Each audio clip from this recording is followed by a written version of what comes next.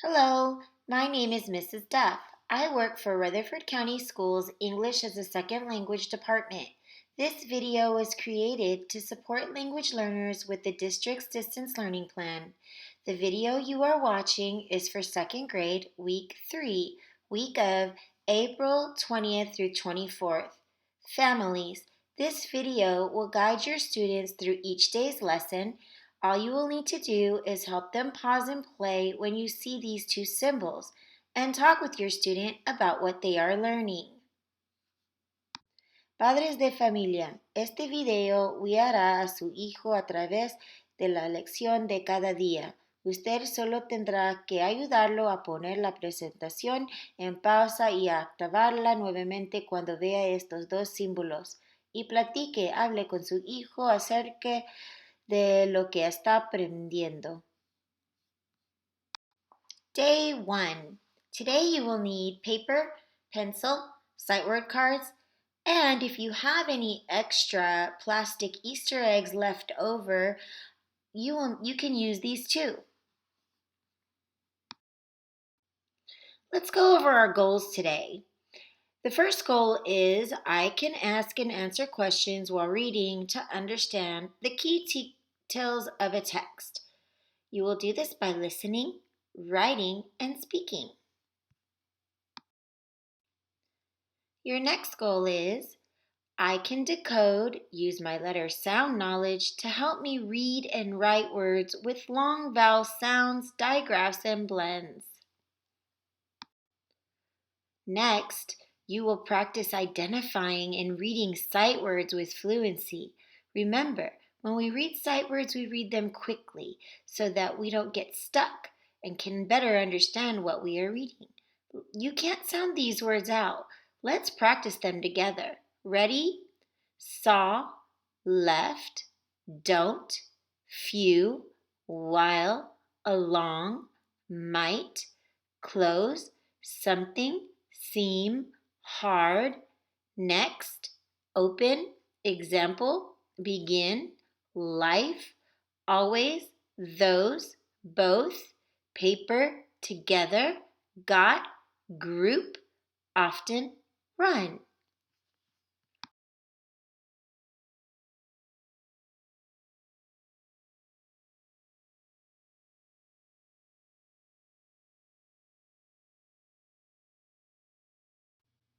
For the past 2 weeks, you have been practicing asking and answering questions to understand the text. There are thin questions and there are thick questions.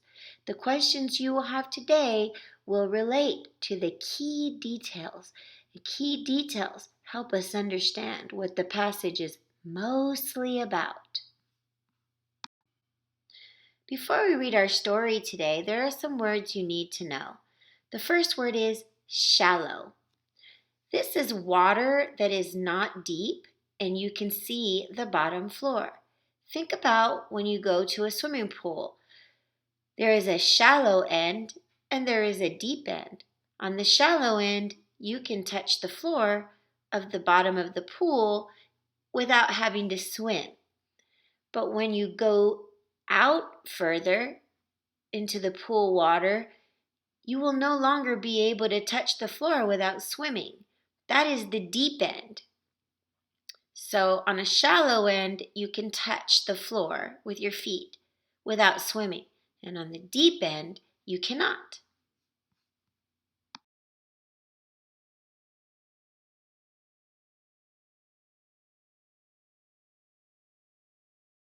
Before we dive into our text today, there are some words you need to know. The first word is soldier. A soldier is someone who serves in the army.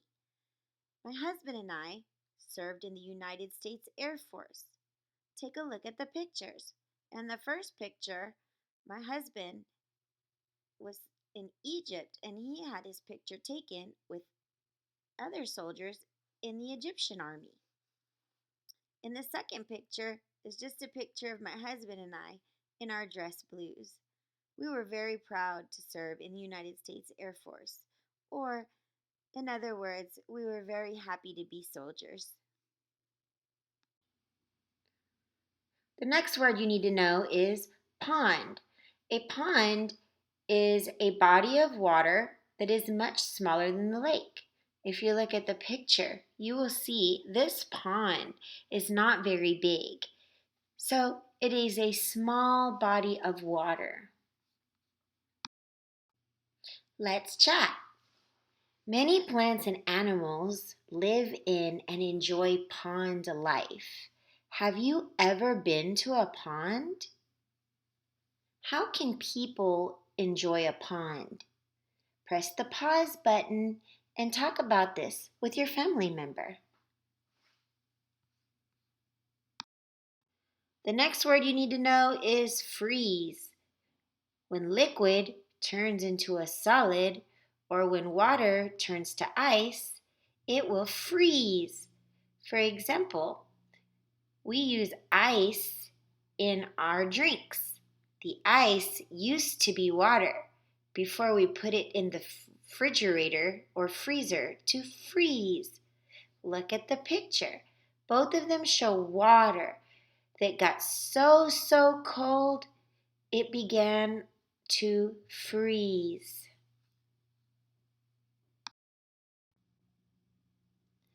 Surface. The very top of something is the surface. If we're talking about a pond, then the top of the water would be the surface of the water, just like in the picture. Take a look at where the arrow is pointing. It is pointing to the surface of this body of water, the very top of it. All right, now that you know the important words to help you understand this text, it's time to listen. Today's story is called The Turtle Pond by Elizabeth Track.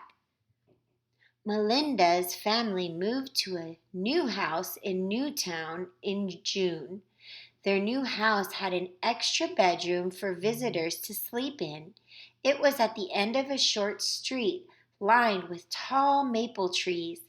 Best of all, there was a pond across the street. Everyone called the pond the Frog Pond, but there weren't any frogs there. That's just what people around here call a small, shallow bit of water that doesn't ever have much water in it, Dad explained. I think they should call it Turtle Pond instead, said Melinda. There are lots of turtles there that like to crawl up on the shore to sit in the sun. From that day on, Melinda's family called it the Turtle Pond, even though no one else did.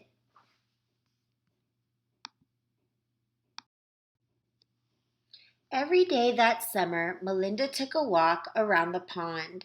There were sunny spots and shady spots and a small wooden dock that people once used for boats. Melinda liked to sit on the dock and splash her feet in the water. Melinda also met many children at the pond, so by the time school started, she had plenty of friends already. As autumn drew near, Melinda saw less of the turtles who were spending their days deep under the water and slowing down for the winter. As the maple leaves turned bright red and fell to the ground, the pond was filled with big brown geese. The geese would honk loudly as they stopped for a rest, but they never stayed for long. They were in a hurry to fly south for the winter.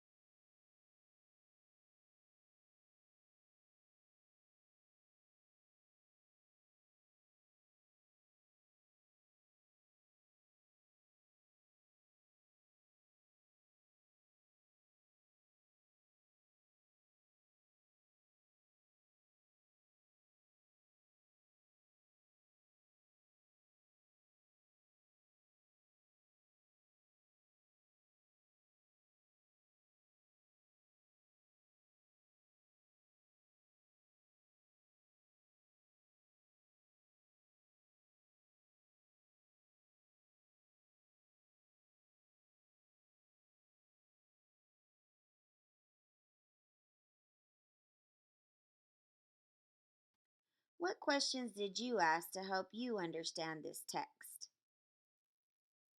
When we ask questions that start with who, what, when, why, or where, it helps us to pick out the key details or most important information from what we are reading.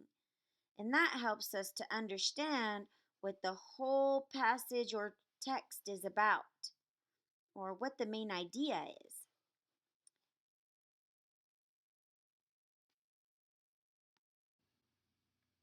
Each day was colder than the last, and Melinda didn't spend much time at the turtle pond anymore.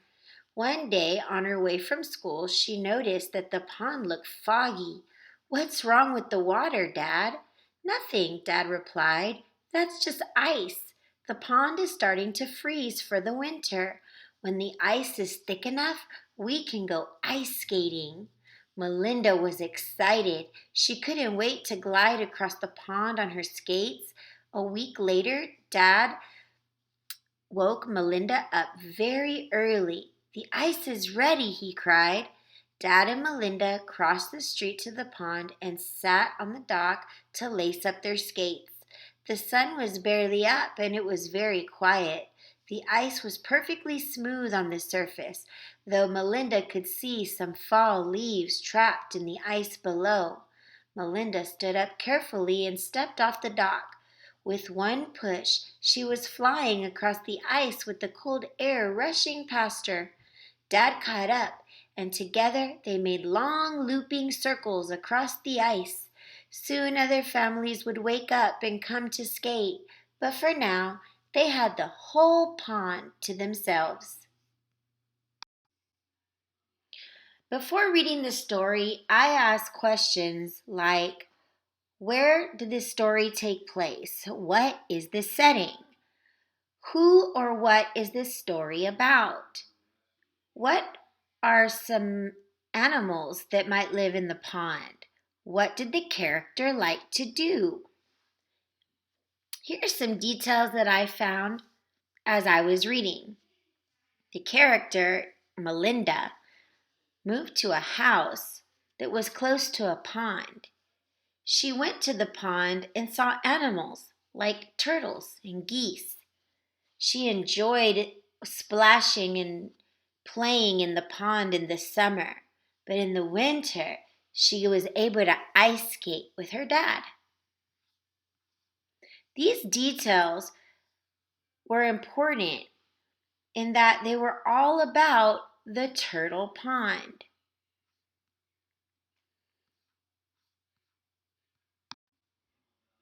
Now we're going to answer some questions about the story we just read. Remember, you might have a question that says, "What did?" or "Why did?" You may have to go back into the text to select the best choice.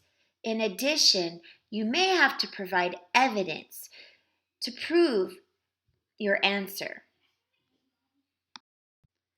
So, this is where you're going to need your piece of paper. You can write your answers down, and then at the end, we will check them.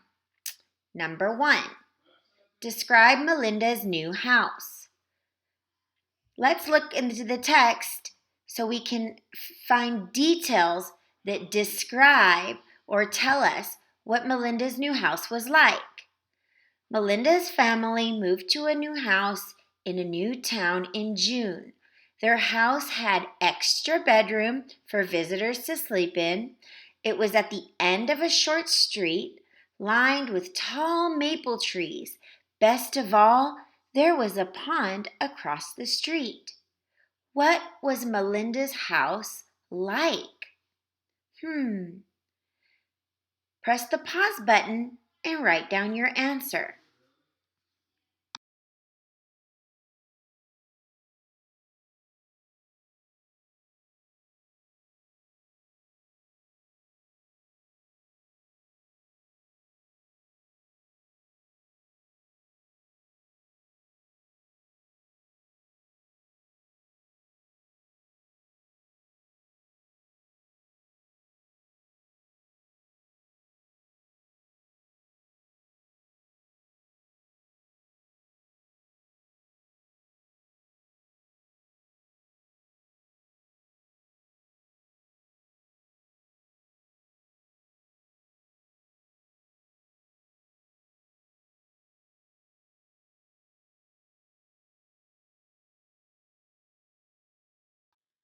Our first question is, what does Jaden find in his attic?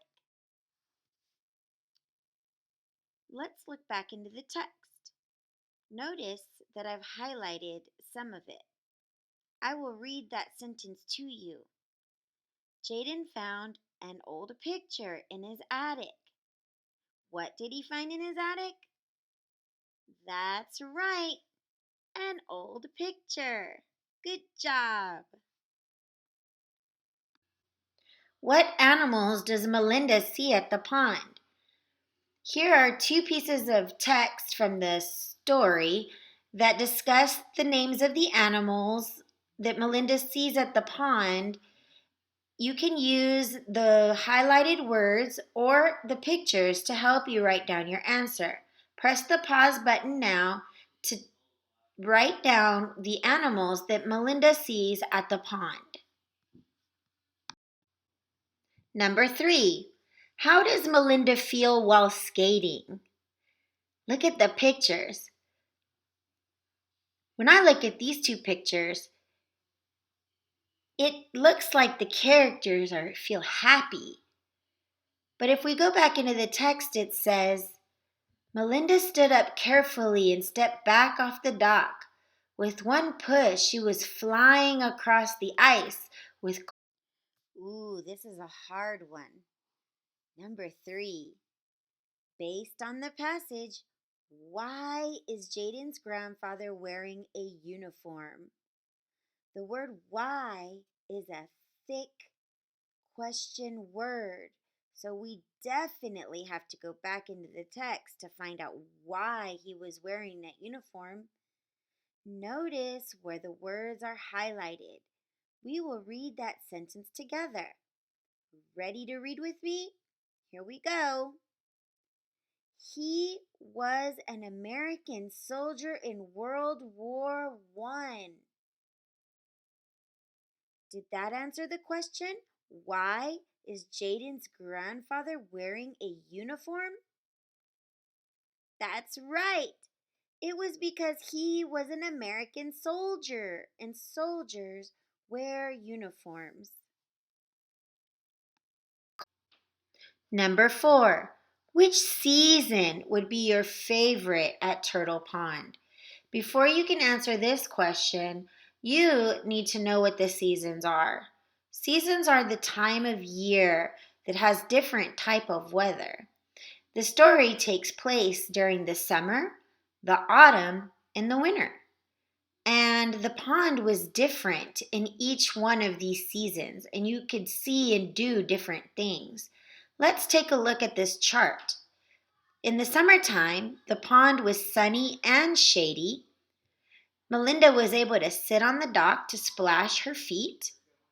She saw lots of children playing at the pond, and there were lots of turtles to look at. In autumn, the pond was filled with leaves from the maple trees. Big brown geese were swimming and making their honking sounds. The days were getting colder, and it was foggy. Then winter came. The pond started to freeze. Her dad told her that it would be soon time to go ice skating. The pond was quiet, and there was not very much sun. Based on all of these details from the text, which season would be your favorite? The summer, the autumn, or the winter? Press the pause button and write your answer now. Here's the answer key. Check your questions with the answers on this answer key. How did you do?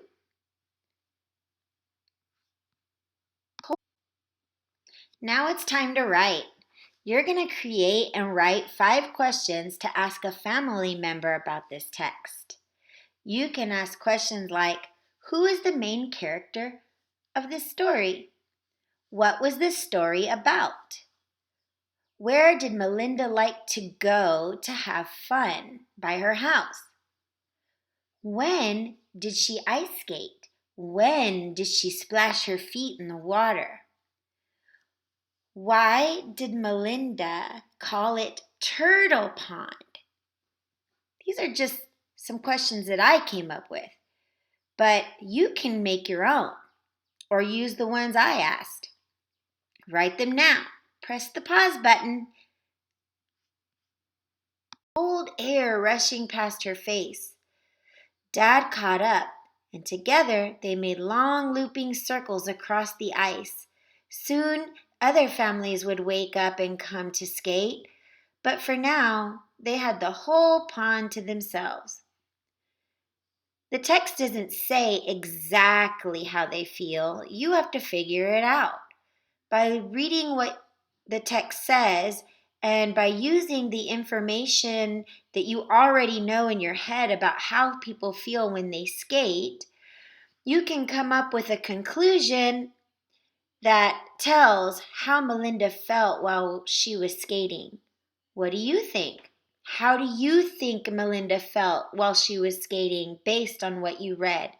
Press the pause button and write your answer down now. All right, you guys did a fantastic job asking and answering questions with text. Now we're going to use what we've learned in writing. In the passage, the old photo, Jaden and his mom talk about something that happened in her past. Your assignment is to interview a family member about a time in their past. What is an interview? An interview is when you sit down and ask questions to find out information from another person. Look at the picture in the bottom right corner. It's a picture of two people talking back and forth to each other. One person is asking questions and the other person is answering them. Before you sit down to interview your family member, you will need to come up with your set of questions. You can ask questions like, can you tell me something important that happened in your past? Why was it important? When did it happen? How did you feel at the time? Once you come up with your questions, sit down with your family member, ask them the questions, and write down their answers. You will use this information for step 2. Press the pause button to come up with your questions and interview your family now. Then we will move on to the next step. Step 2. Now have your family member read it or listen to the story. After they get done, you can ask them the questions you created.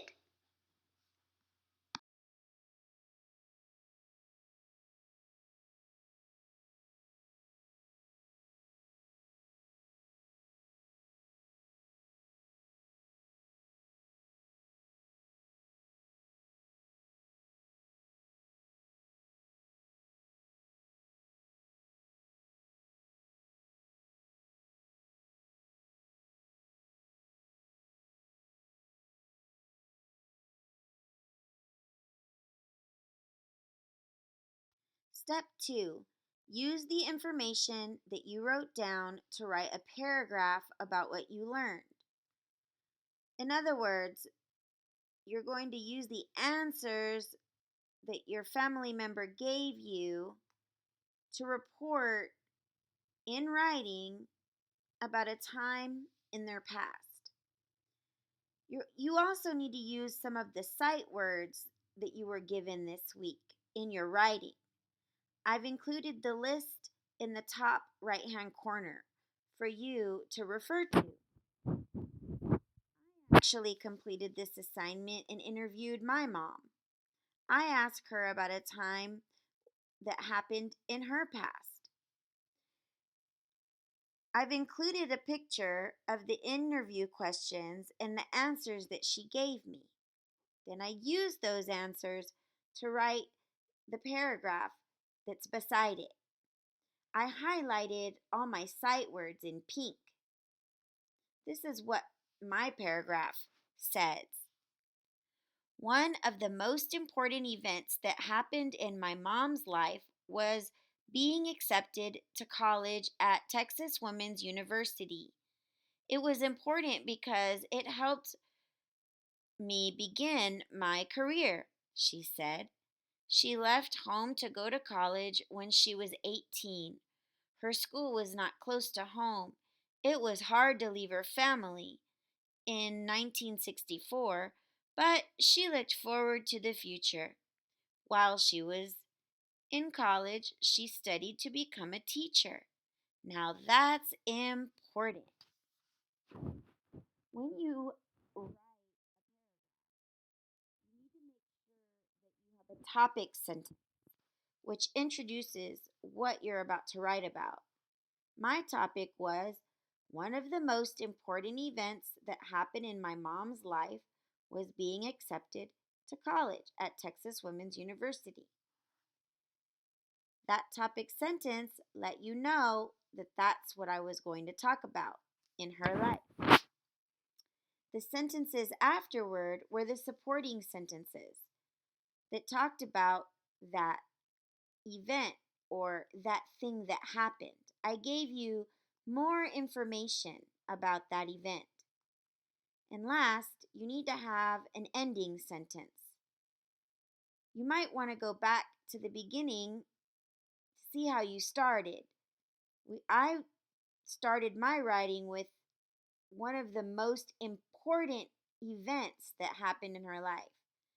So, in the end, I wrote, now that's important. Do you see how they go together? Press the pause button now to work on your paragraph, and then we will move on to the next step. Follow along as I read the story to you. The Turtle Pond by Elizabeth Track. Melinda's family moved to a new house in a new town in June. Their new house had an extra bedroom for visitors to sleep in. It was at the end of a short street lined with tall maple trees. Best of all, there was a pond across the street. Everyone called the pond the Frog Pond, but there weren't any frogs there. That's just what people around here call a small, shallow bit of water that doesn't ever have much water in it, Dad explained. I think they should call it Turtle Pond instead, said Melinda. There are lots of turtles there that like to crawl up on the shore to sit in the sun. From that day on, Melinda's family called it the Turtle Pond, even though no one else did. Every day that summer, Melinda took a walk around the pond. Each day was colder than the last, and Melinda didn't spend much time at the turtle pond anymore. One day on her way home from school, she noticed that the pond looked foggy. What's wrong with the water, Dad? Nothing, Dad replied. That's just ice. The pond is starting to freeze for the winter. When the ice is thick enough, we can go ice skating.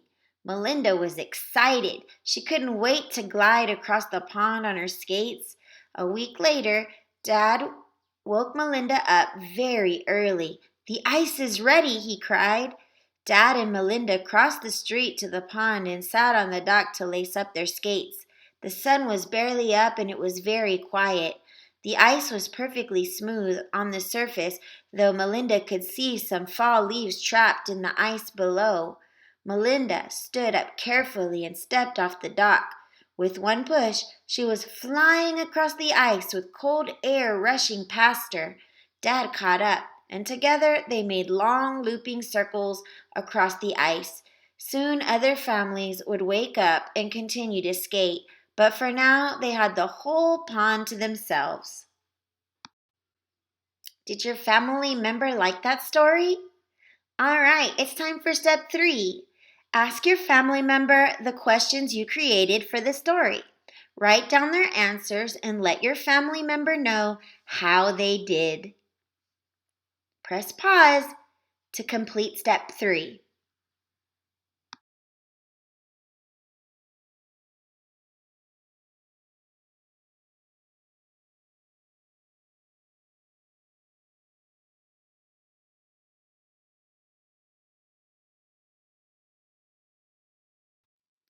All right, now that you're done with your writing, you're ready for step 3.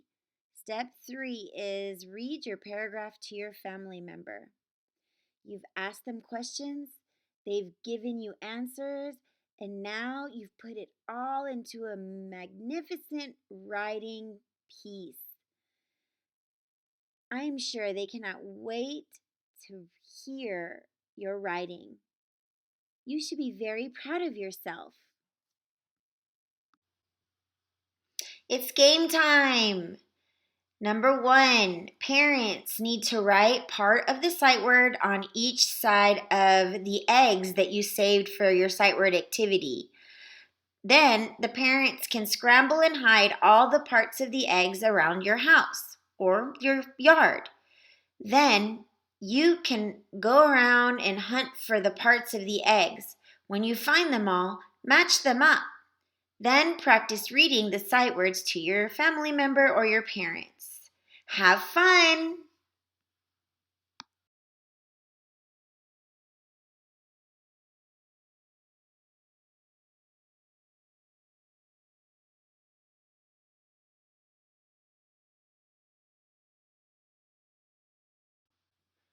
And that is the end of day 1. Let's take a look at our goals and see if we've met them. Your first goal was, I can ask and answer questions while reading to understand the key details of a text. Were you able to answer the question, what is this passage mostly about? You had to find the key details in order to answer that question. What were some key details of this story?